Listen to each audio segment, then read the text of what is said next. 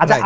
আমি আবার 2-3 দিনের ঘটনা একটু আসি। আমরা দুইটা ঘটনা আমরা দেখেছি যে আমাদের অনেককে ব্যথিত করেছে। একটা হচ্ছে লালমনিরহাটে একজন যিনি নরসুন্দর, তিনি এবং তার ছেলেকে খুব আয়োজন করে মারধর করা হচ্ছে এবং তাদেরকে টেনে নিয়ে পুলিশের কাছে নিয়ে যাওয়া হয়েছে। এবং আরেকজন যিনি 2018 সালের ডিসেম্বরের রাতের ভোট বলে খ্যাত নির্বাচনের যে প্রধান নির্বাচন কমিশনার, তাকে আসলে খুবই অপমানজনকভাবে মানে থানায় নিয়ে যাওয়া হয়েছে এবং সেটা আবার ভিডিও করা হয়েছে।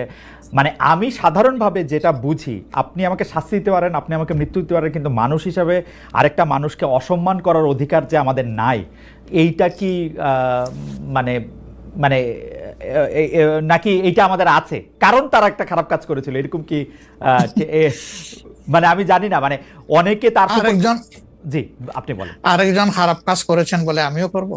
এটা কোনো যুক্তি?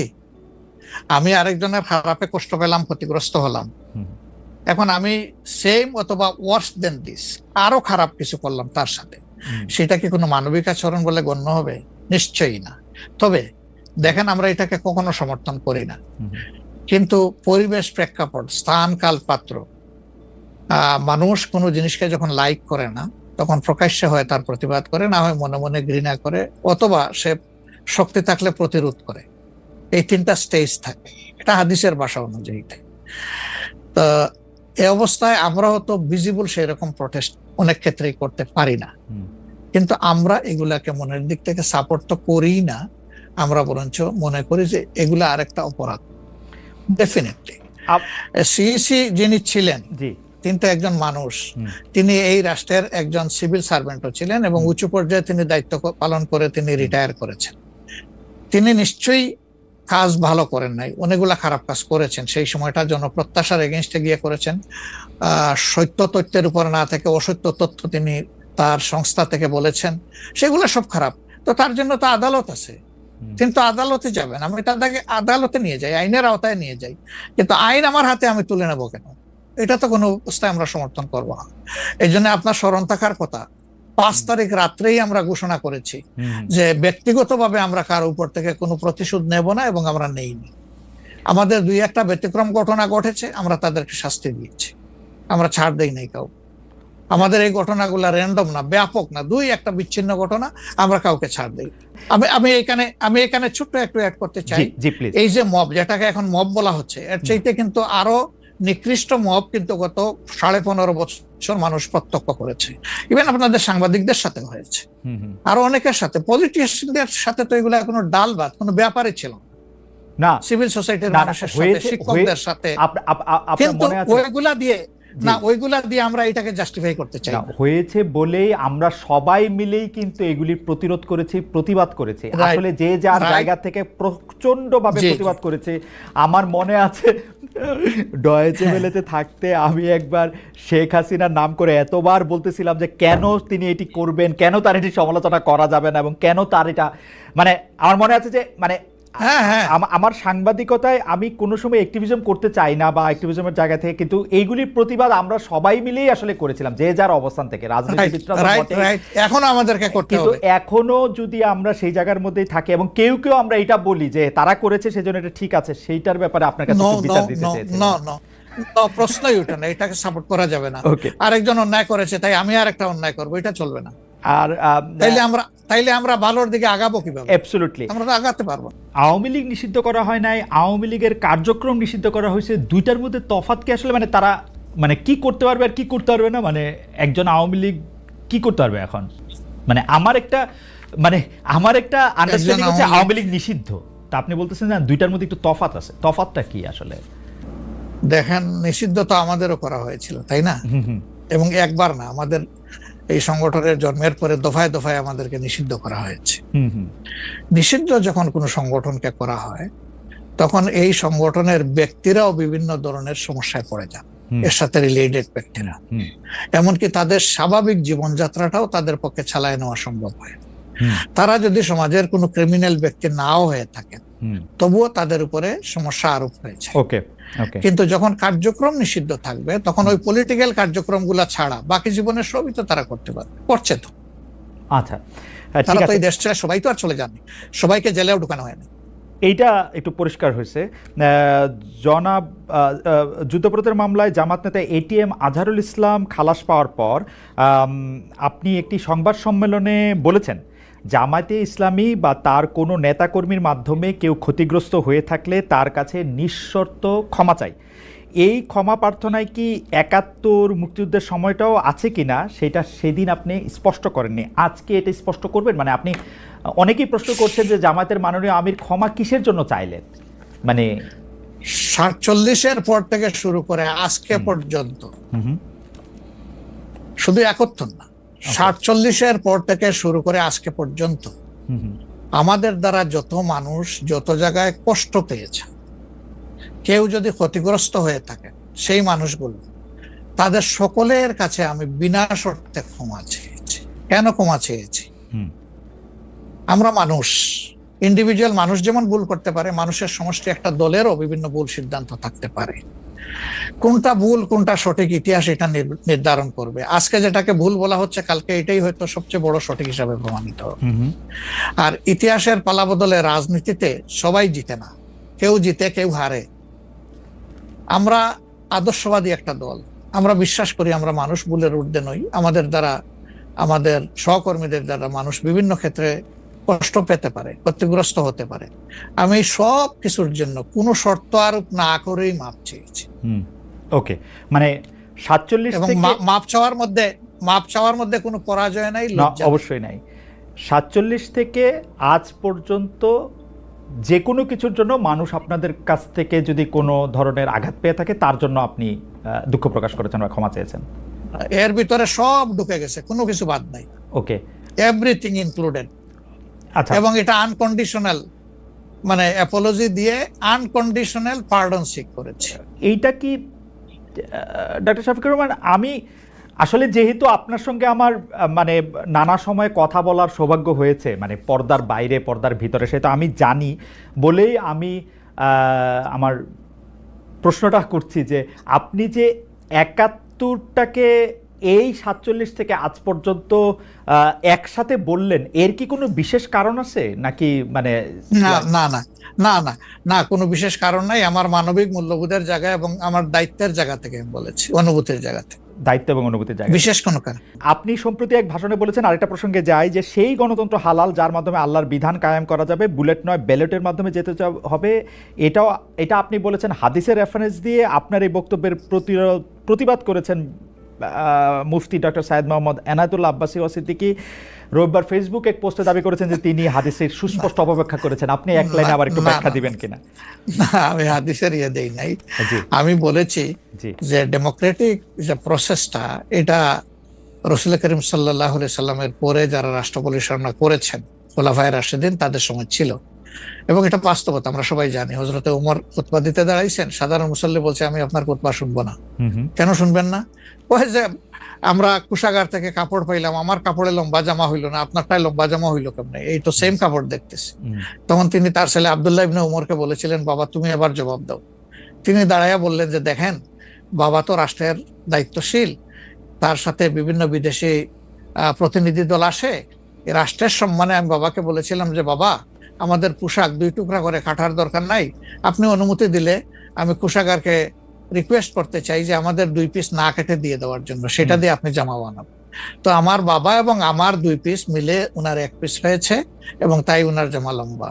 তো লোকটা বসে আল্লাহ শুকরিয়া আদায় করে বললেন যে খলিফাতুল মুসলিমিন, এবার আপনি আপনার খুতবা দেন, আমি শুনবো, মন ভরে শুনবো। তো এই দেখেন, এটাই তো বিউটি অফ ডেমোক্রেসি। ওই যে আপনি ফ্রিডম অফ এক্সপ্রেশন বললেন, এর চাইতে ভালো ফ্রিডম অফ এক্সপ্রেশন কোথায় পাবেন আপনি? আমি বলেছি যে না, গণতন্ত্র হচ্ছে এটা কোনো ইজম না, এটা আপনি নিজেও জানেন। গণতন্ত্র কোনো মতবাদ না, it's a way to establish your ism. আপনি যেটা চয়েস করেন, এটা ক্যাপিটালিজম হইতে পারে, সোশ্যালিজম হইতে পারে, কমিউনিজম হইতে পারে, এরকম যেটাই হোক সেটা আপনি করবেন। কিন্তু এটা একটা ওয়ে, এই বাহনের উপরে আপনি চড়ে যাবেন। সেটা যদি আল্লাহর দিন কায়েমের উদ্দেশ্যে হয়, তাহলে অবশ্যই এটা মুসলমানদের জন্য হারাম হওয়ার কথা না। এখন আমার কথার সাথে তো ডিফার করতেই পারেন, উনি একজন লার্নেড মানুষ, আমি তাকে রেসপেক্ট করি এবং কারো ডিফারেন্সটাকেও আমি রেসপেক্ট করি, কারণ এটা না হলে তো আপনার ফ্রিডম অফ এক্সপ্রেশন থাকবে না এবং মাল্টিকালচারাল সোসাইটিও বিল্ড আপ করা সম্ভব হবে না। আচ্ছা, অ্যাবসলিউটলি ফাইন। আচ্ছা, আপনি শুক্রবার একটা দলীয় কর্মসূচিতে বলছেন যে দিন কায়েমের চেষ্টা বা প্রচেষ্টা ঐচ্ছিক নয়, মুমিনের উপর ফরজ। আরবার আপনাদের দীর্ঘদিনের একটা স্লোগান হচ্ছে এরকম, আল্লাহর আইন চাই। এখন একটি নতুন প্রচারণা, মানে অনেক দলকেই মানে অনেক দলকেই ক্ষমতায় দেখা যায়, মানে জামাত ইসলাম একটা নতুন প্রচারণা এরকম যে অনেক দলকেই ক্ষমতায় দেখা হয়েছে, জামাতকে একটিবার সুযোগ দেওয়া হোক, আপনারা যদি নির্বাচনে জিতে ক্ষমতায় যেতে পারেন তাহলে কি বর্তমান ব্যবস্থা পাল্টে কোরআন সুন্নাহ ভিত্তিক শাসন বা শরিয়া আইন, শরিয়া ব্যবস্থা চালু করবেন? আসলে দেখেন, কোরআন সুন্নাহ ভিত্তিক মানে অনুশাসন যেটা, এটার ব্যাপারে সমাজের পারসেপশনের বিভিন্নতা আছে, ভিন্নতা আছে। আমাদের বাংলাদেশের যে সংবিধান আছে, এই সংবিধানের অনেকগুলা আর্টিকেল, অনেকগুলা ধারা উপধারা কোরআনের সেন্সের সাথে পুরোপুরি মিলে যায়, এটার সাথে কোনো ডিফারেন্স নাই।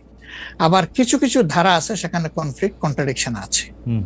তো ওরকম পরিবেশ পরিস্থিতি যখন আসবে, জনগণের প্রত্যাশার আলোকে এটা মানে সবার সাথে ইন্টারেক্টিভ হয়, সবাইকে সাথে নিয়েই ইনশাআল্লাহ ভালো জিনিসগুলোকে আমরা ইনপুট দেবো আল্লাহ থেকে।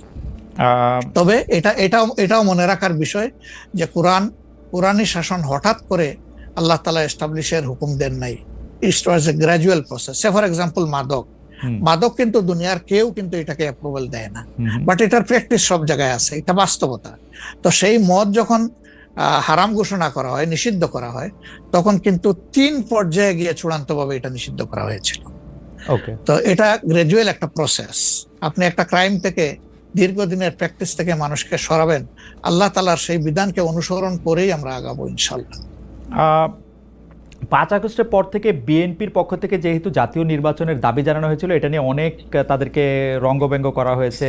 জামায়াতে ইসলামী মাঝামাঝি থেকে ফেব্রুয়ারি ইলেকশনের কথাও বলেছে, রোজার পরেও ইলেকশনের কথা বলেছে, রোজার আগেও ইলেকশনের কথা বলেছে, কিন্তু আমরা দেখতে পাচ্ছি জামায়াতে ইসলামী 300 আসনে প্রার্থী ঘোষণা করে ফেলেছে। আপনারা যদি পরে কোনো রাজনৈতিক জোট করেন বা পরে যদি কোনো ধরনের রাজনৈতিক সমঝোতার মাধ্যমে জাতীয় সরকারের একটা আবহ তৈরি হয়, তাহলে কি হবে? আপনারা এখনই জোট ঘোষণা করে ফেলেছেন, সেটা কেমন হলো? আলহামদুলিল্লাহ, এটা আমাদের সাথে যাদের ইন্টারেকশন আছে তারা সবাই জানেন। আমরা বলেছি যে এটা আমাদের অফিসিয়াল ঘোষণা না, এটা হলো প্রাথমিক সিলেকশন, এবং সমস্ত আমাদের নমিনি যারা হবেন তাদেরকে সেম মেসেজ দেওয়া হয়েছে যে জাতীয় বৃহত্তর স্বার্থে যে কোনো সময় যে কোনো পরিবর্তন যে কোনো আসনে আসতে পারে। আমাদের সংগঠন এটার জন্য পূর্ণ প্রস্তুত। প্রয়োজনে আমার থেকেই পরীক্ষা শুরু হবে, কোনো অসুবিধা নেই। আপনার কাছে ছোট একটি পরীক্ষা, সেটি আপনার পরীক্ষা না, আপনার কাছে একটি ছোট পরীক্ষা। আপনি কুষ্টিয়া 3 সদর আসনে জামাত ইসলামের এমপি প্রার্থী হিসেবে ঘোষণা করা হয়েছে জনপ্রিয় ইসলামী বক্তা জনাব আমির হামজাকে, কিন্তু এদিকে আবার জামাতি ইসলামীর শুরা সদস্য জনাব ফরাজ হোসেন রয়েছেন, তার নামও জোরে সোরে শোনা যাচ্ছে। অনেকে বলছেন যে তৃণমূল জামায়াত আসলে পছন্দ করে নাই হঠাৎ করে এরকম একজনকে মনোনয়ন দেওয়া। এই বিষয়টাকে আসলে আপনি কিভাবে দেখেন? শুধু জনপ্রিয়তার জন্য না, নট দ্যাট। আমরা যখন কোনো জায়গায় নমিনি সিলেকশন করি তখন 2টা জিনিস আমরা বিবেচনায় নেই। একটা হলো যে এই নমিনির ব্যাপারে স্থানীয় সংগঠনের যারা নেতাকর্মী আছেন তাদের দৃষ্টিভঙ্গি কি, 2 নম্বর হচ্ছে জনগণের দৃষ্টিভঙ্গি কি। এই 2টা বিষয়কে আমরা বিবেচনায় নিয়েই প্রার্থী সিলেকশন করি। এবং এটা যেগুলা শুনতেছেন, অনেক সময় আমাদেরকে অতি ভালোবাসেন যারা, ওই যে আপনি একবার আমাকে জিজ্ঞেস করলেন যে আপনাদের ব্যাপারে এত বিরোধিতা করে কেন, তাই আমি বলছিলাম যে তারা অত ভালোবাসে তো অনেক বেশি, এই জন্য আমাদেরকে নিয়ে কসলাইতেও। জনাব আমির হামজার বিরুদ্ধে যে দুটি বক্তব্য বেশি সামনে আসছে, তিনি একবার বলেছিলেন যে তার 14 গোষ্ঠী সবাই আওয়ামী লীগ করেন। 2 নাম্বার হচ্ছে যে এই জুন মাসেও জনাব আমির হামজা নিজ এলাকায় মোটরসাইকেল শোডাউন করেছেন, যেই শোডাউনের রাজনীতি অ্যাপারেন্টলি আপনারা উৎসাহ দেন না, কিন্তু তাকে এটি করতে দেখা যাচ্ছে। হ্যাঁ, আমরা তার দৃষ্টি আকর্ষণ করেছি। ওকে, আমরা এই ব্যাপারে দৃষ্টি আকর্ষণ করেছি যে পাবলিক ইনকনভিনিয়েন্স হয় এমন কোনো কাজ আমরা করব না, যত দূর সম্ভব এটা আমরা অ্যাভয়েড করে চলবো। এটা আচ্ছা, আমরা আরেকটা প্রসঙ্গে আসি যে লন্ডনে ডক্টর মোহাম্মদ ইউনূস এবং জনাব তারেক রহমানের বৈঠকের পর যৌথ বিবৃতির প্রসঙ্গে জামায়াতে ইসলামী একটা শক্ত অবস্থান নিয়েছে। তারা বলেছে যে বৈঠককে তারা স্বাগত জানিয়েছেন, কিন্তু যৌথ বিবৃতিটা তারা পছন্দ করেন নাই। এই কারণে জাতীয় ঐক্যমত্য কমিশনে তাদের অংশগ্রহণও তারা একদিনের জন্য বয়কট করেছেন, মানে আপনারা বয়কট করেছেন। পরে আবার ডক্টর মোহাম্মদ ইউনূস আপনাকে ফোন করেন এবং সেই টেলিফোনের পরে আপনি ডক্টর মোহাম্মদ ইউনূস টেলিফোনে কি বলেছিলেন আপনাকে, সেটাকে আমাদের একটু বলা যাবে? না, উনি আসলে সেখানকার পরিবেশটাই তুলে ধরেছেন সামগ্রিকভাবে যে কেন উনি এটা করতে গেলেন। আমাদের কনসার্নের জায়গা ছিল যে তিনি নির্বাচনের একটা টাইম লাইন, ডেট না, একটা টাইম লাইন ঘোষণা করেছিলেন যে এটা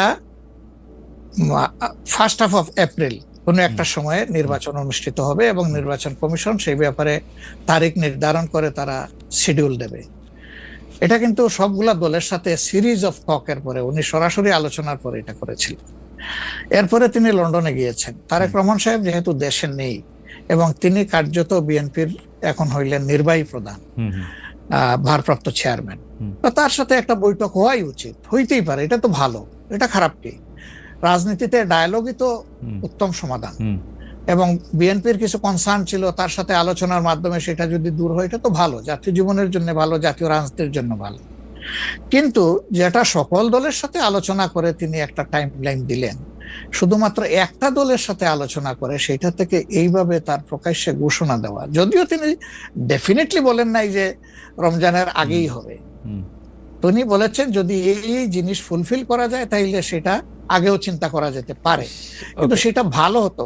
আমাদের বক্তব্য হচ্ছে ভালো হতো দেশে এসে তিনি তাকে বলতেন যে আমি সম্মানের সাথে আপনার কথা শুনলাম, আমি মনে করি আপনার কথাগুলো লজিক্যাল, আমি দেশে গিয়ে আবার দলগুলোর সাথে একটু আলাপ করবো, করে এটাকে কিভাবে শেপ দেওয়া যায় আমি চিন্তা করবো, আপনি আমার উপর আস্থা রাখতে পারেন। That was good.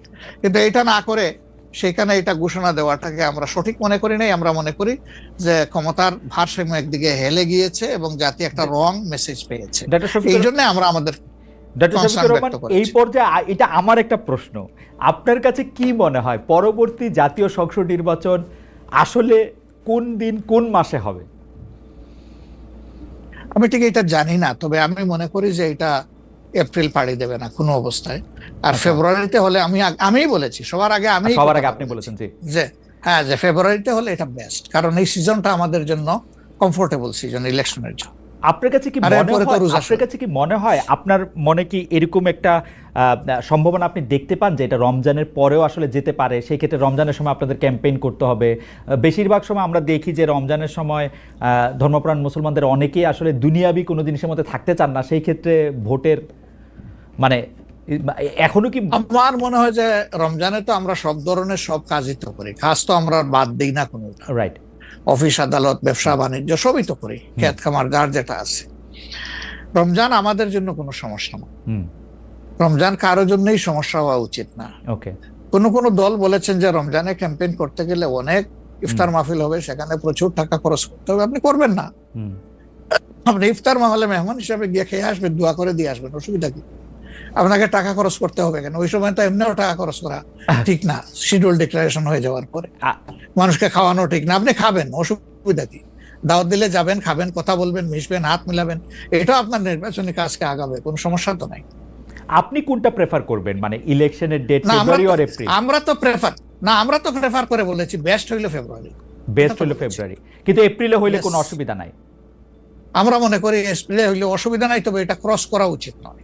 April cross করা উচিত না, কোন অবস্থায় উচিত হবে না। আপনি কি মনে করেন এখন যদি নির্বাচন কমিশন বলে যে তারা ডিসেম্বরে নির্বাচন দিতে চান, তাইলে কি আপনারা আপত্তি জানাবেন না আপনাদের এটা? হ্যাঁ, না, আমরা ওই যে দুই তিনটা জিনিস বলেছি, যে বেসিক রিফর্ম, তারপরে হচ্ছে আপনার দৃশ্যমান বিচার, প্রবাসীদের ভোট ইনকর্পোরেট করা, এই তিনটা জিনিস যদি আমরা মিনিমাম পাই তাহলে ডিসেম্বর কেন, সামনের মাসে হইলে আমাদের কোনো আপত্তি নেই। ডিসেম্বর আমাদের দর্শক, আর আমরা দেখেন মূল থেকে কখনো বলি নাই যে এই মাসে হতেই হবে, এই শব্দ কিন্তু কখনো আমরা উচ্চারণ করিনি। আমরা এই ব্যাপারে ফ্লেক্সিবল। আমরা প্রধান উপদেষ্টার কমিটমেন্টের উপরে রেসপেক্ট শো করতে চাই। উনি বলেছিলেন ডিসেম্বর এই বছর অথবা আগামী বছরের জুনের মাঝখানে যে কোনো সময় তিনি নির্বাচন দিবেন। তা আমরা দেখতে চাই যে তিনি তার কথার উপরে আছেন। তবে এটাও ঠিক যে মে জুন এইগুলা কিন্তু ইলেকশনের জন্য কোনো ফেভারেবল টাইম না।